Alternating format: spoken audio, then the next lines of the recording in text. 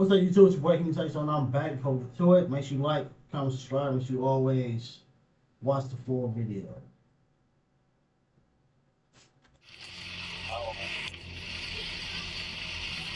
Oh my. Lord have mercy. Police are at the home of 81-year-old Howard Biederman. Just minutes earlier, his daughter-in-law called officers after finding Howard unconscious, fearing that he passed away. Is it a Oh, we don't know. We don't. 81, bruh. 81. You could have left this man alone, bro. Whatever happened to him, they could have left him alone, bro. They say we're going to live to 120. Come on, bro.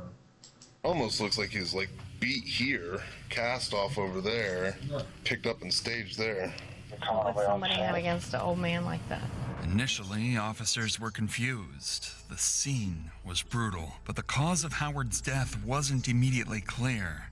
As police began searching the house, more and more clues pointed towards a carefully staged murder scene, eerily similar to a recent unsolved homicide case with a selfish motive at the center of it all. We know you killed him. We're going to be able to prove that.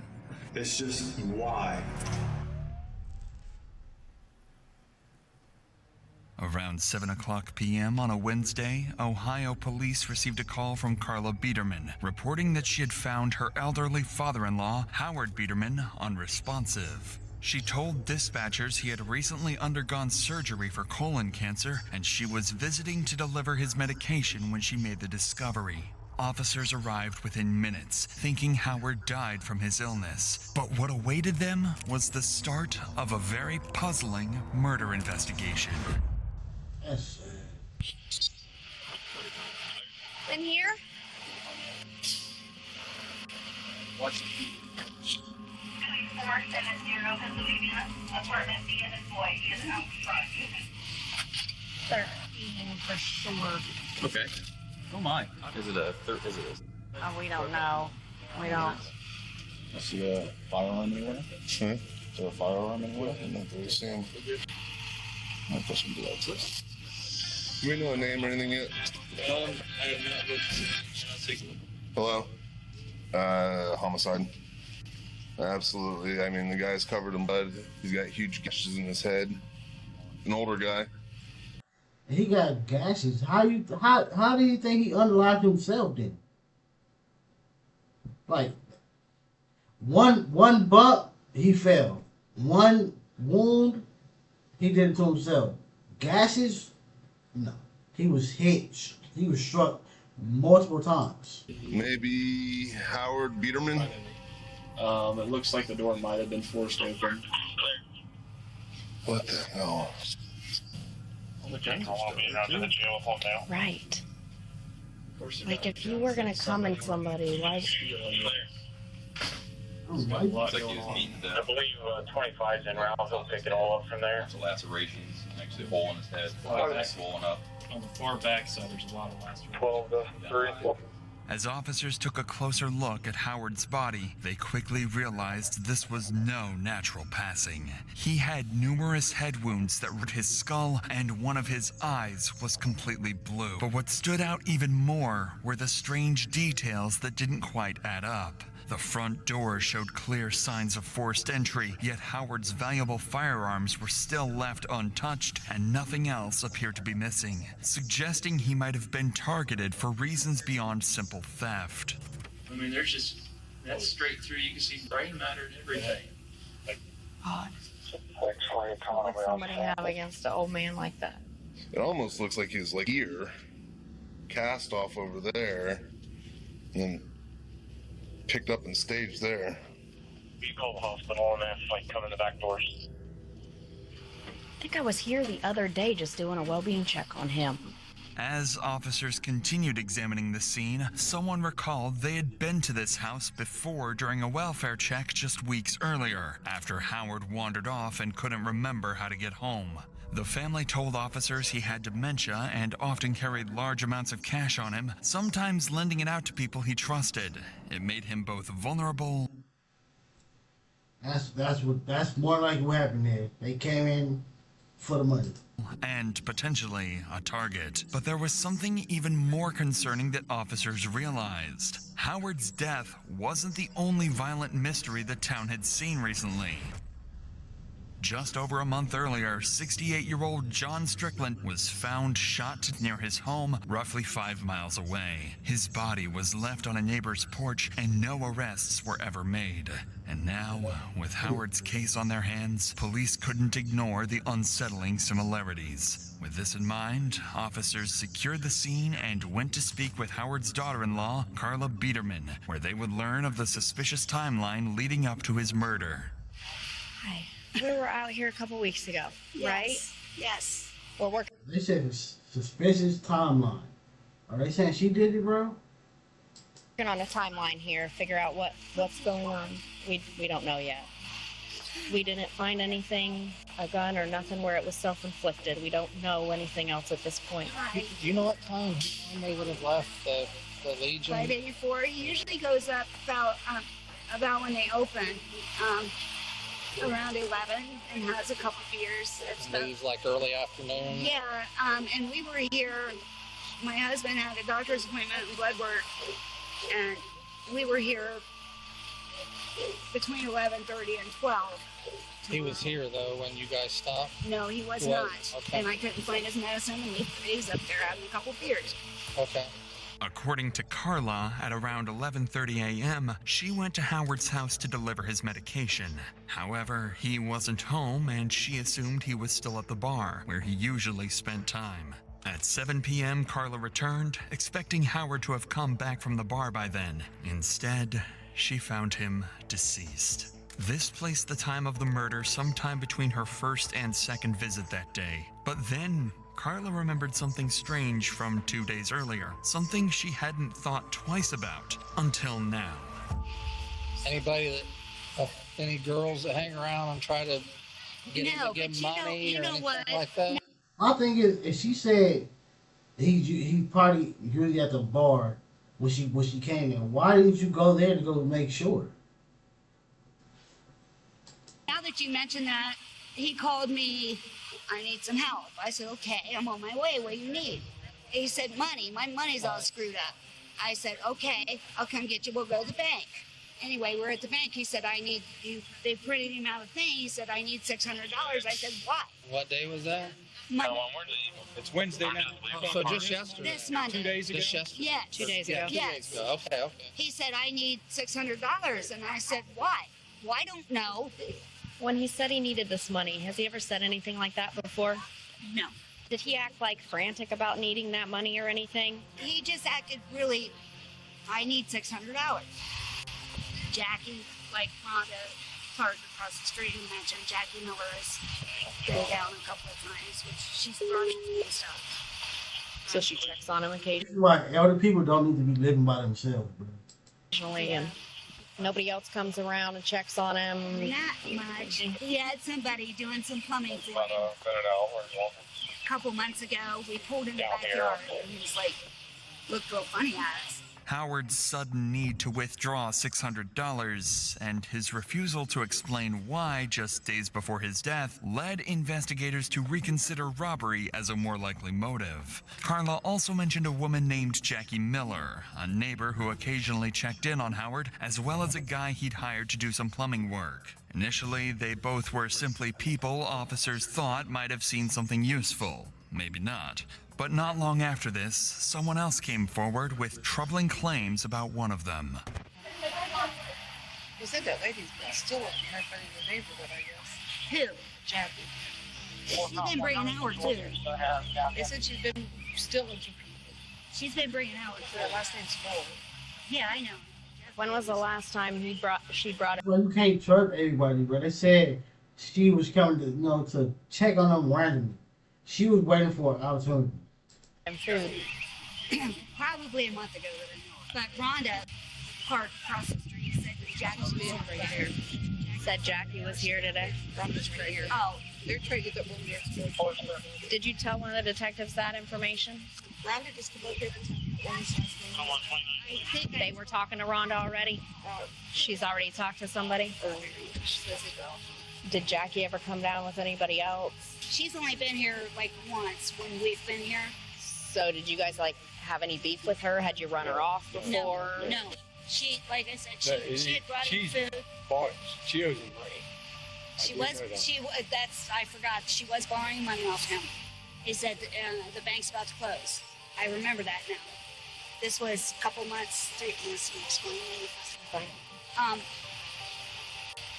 months ago. He was lending money to Jackie Miller. And she stays in the tent now. He started to just recently tell his daughter-in-law that he was going to stop giving her money because she wasn't paying him back. Yeah. He was her bank, bro. He was her bank. She probably buying dope, buying liquor with her, beers and shit. That's crazy. Officers would go on to speak with Howard's son, Mike Biederman, who confirmed that Jackie Miller often borrowed money from Howard and still owed him. They also tried to track down the man Howard had hired for plumbing work, but no one could provide valid information, forcing them to focus on Jackie for now. Neighbors also said Jackie was struggling financially and was no longer living in her home, instead staying in a tent somewhere in the neighborhood. But the most troubling detail came from an eyewitness who claimed she saw Jackie enter Howard's home at around 4 p.m., but You're the only one that's giving her money, bro, willingly. She was homeless. She needs something to eat. She needs something to, some substances. Yeah. Never saw her leave. That placed Jackie among the last people to see Howard alive. With suspicion mounting, officers quickly secured a warrant to search her residence. Inside, it became clear why she had abandoned it. Oh, she got a whole place. She got a whole place, but she living in a tent. Why she had abandoned it. Police department search warrant! You're in the house, announce yourself! Lord have mercy. Keep moving. Looks like there's a set of stairs right here. Police department search warrant!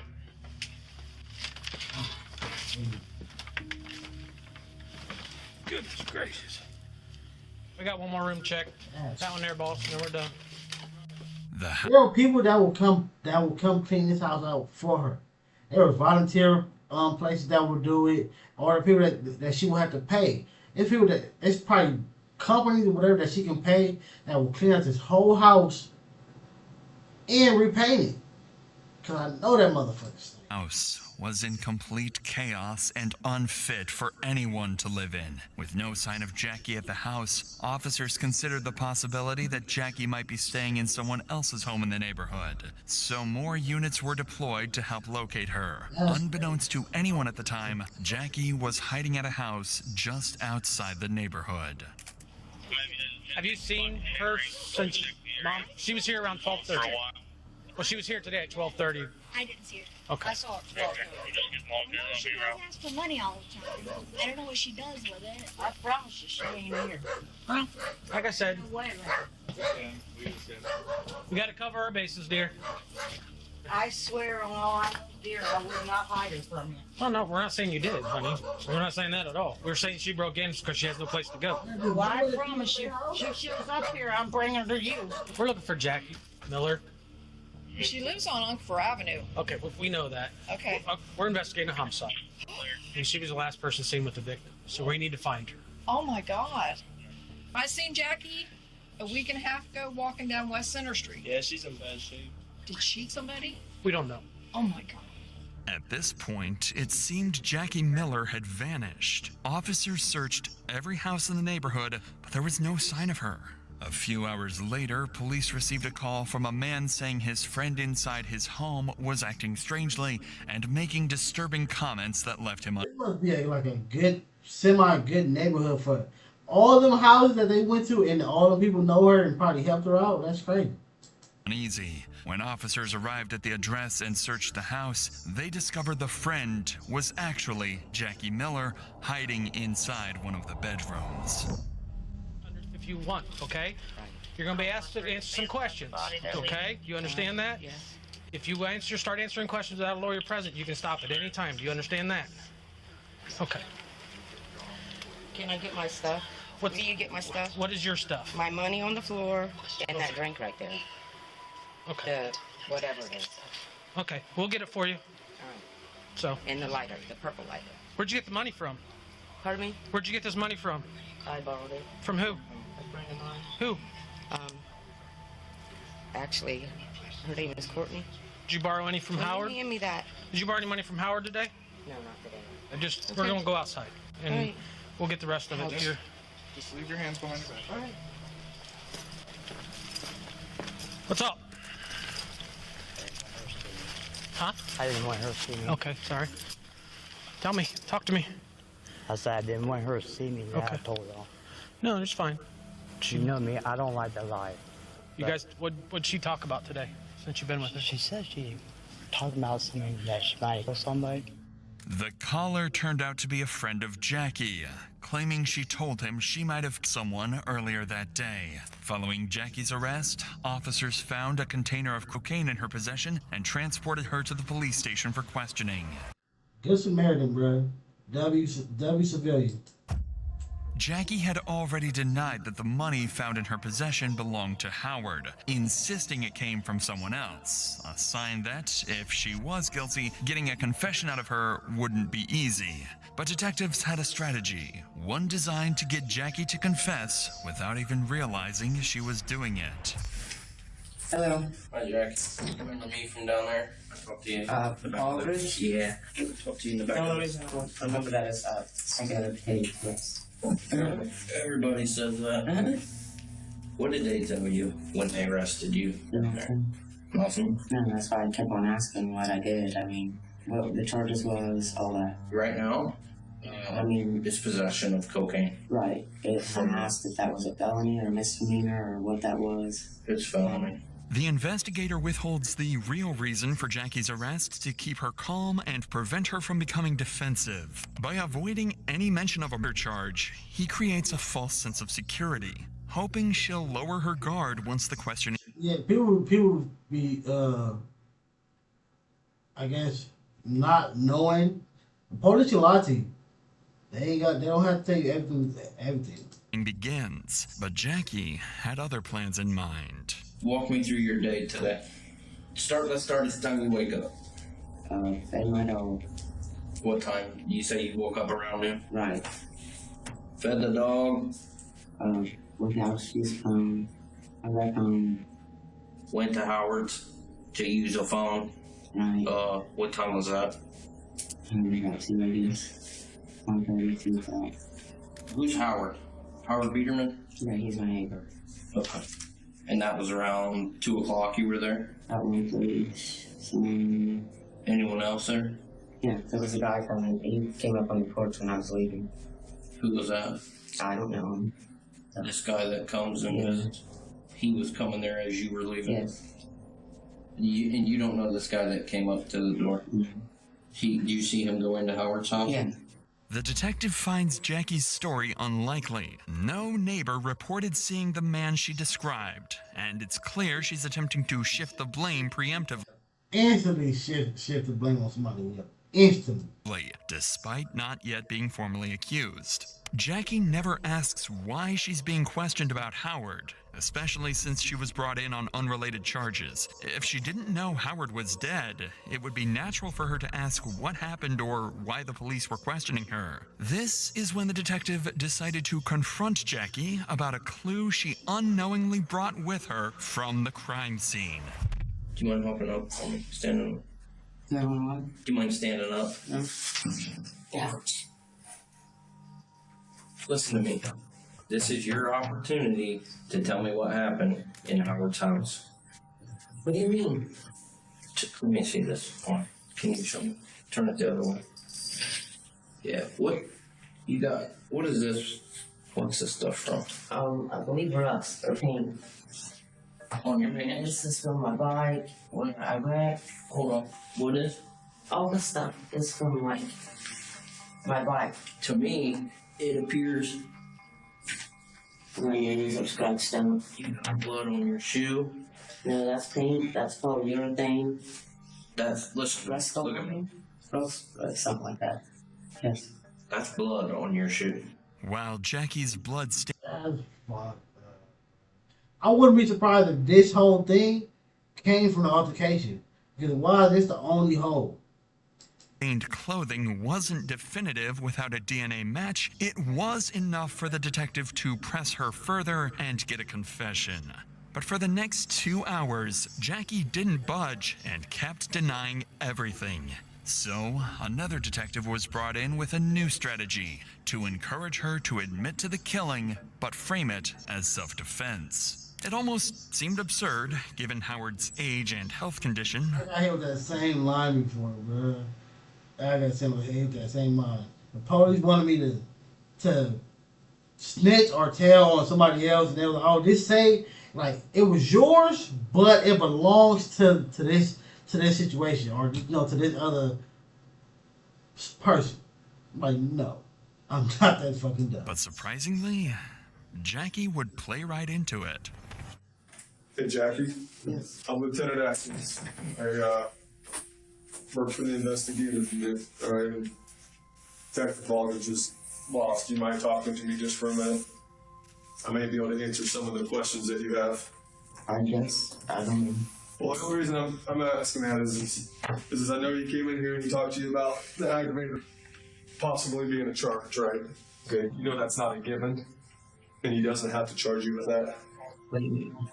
If there's circumstances which led to what happened inside that house, that makes a difference between involuntary manslaughter, reckless homicide, and they go down and down and down and down. Not go up in seriousness, they go down in seriousness.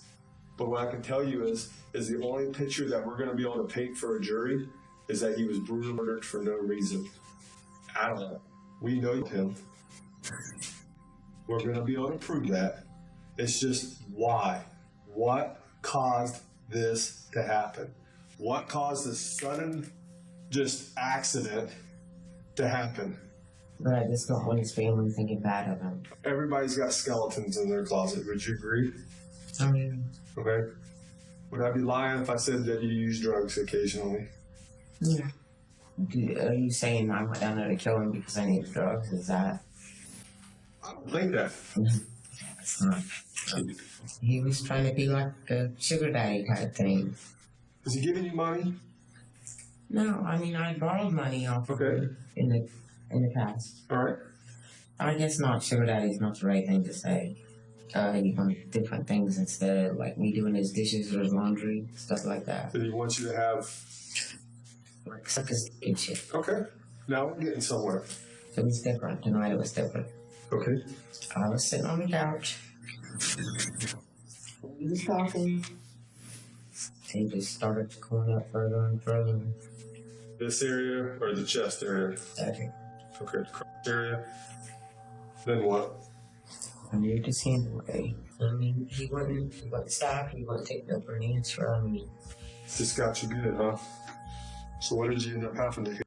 81 though, bro. Like that nigga, he ain't that strong. That nigga, he just got over be colon cancer and all types of. That nigga is not that strong, man. You could have easily shoved him, smacked him one time.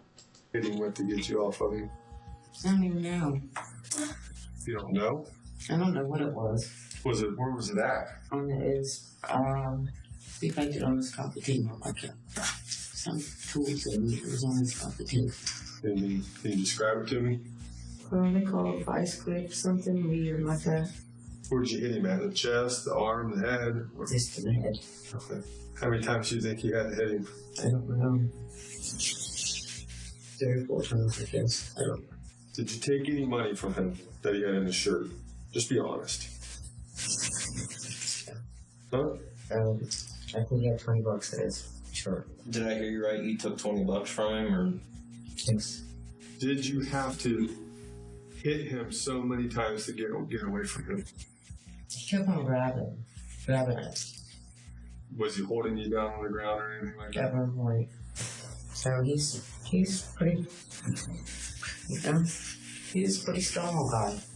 Jack, yes. Vice grips. 100% sure on the vice grips. We got a pair in there. There ain't got no blogging or nothing. There's no blood or nothing on them. Did you wash them off, wipe them down, anything? Oh, sure, I don't know. That's what I wiped it. You wiped them off? I think so. I don't know. I think that's what I wiped them. The unconventional strategy of the detective somehow worked, and Jackie admitted to the murder. With a confession obtained, detectives ended the interview and booked Jackie into jail. Although she claimed Howard made unwanted sexual advances towards her, investigators found no signs of physical assault during their examination. The only thing about that, like, you're not gonna find no signs of him trying to rope or trying to, as she say, get his meat sucked on. You're not gonna find evidence of that. Led them to believe she fabricated the story after being pressed during questioning. Furthermore, the autopsy revealed that Howard was struck 18 times. 2 smacks, he would have stopped. 2 smacks, you could have ran. That would have been it. 18? 14 of those blows directly to the top of his head. At the time of Jackie's arrest, she was found with several $100s and a significant amount of crack.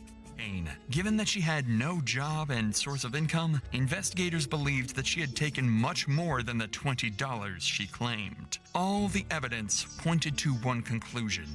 That day, Jackie was in withdrawal and desperate for her next fix. She went to Howard asking for money like so many times before. Howard, possibly aware of what the money would be used for, refused. That refusal triggered an impulsive and irrational outburst that ended in Howard's violent death. The murder weapon was a pair of vice grips and was later recovered inside Howard's home, neatly cleaned by Jackie. Forensic testing later confirmed that the bloodstains on Jackie's clothing matched Howard's DNA. Investigators also found no evidence linking her to the unsolved murder of John Strickland. His case was later resolved when authorities determined his wife was responsible for his death. In December 2017, 52-year-old Jacqueline Miller was convicted of murder and in possession. Under Ohio law, she received an indefinite prison sentence of 15 years to life, making her eligible for parole after serving she still might get out. That's crazy. a minimum of 15. They should like on Stride.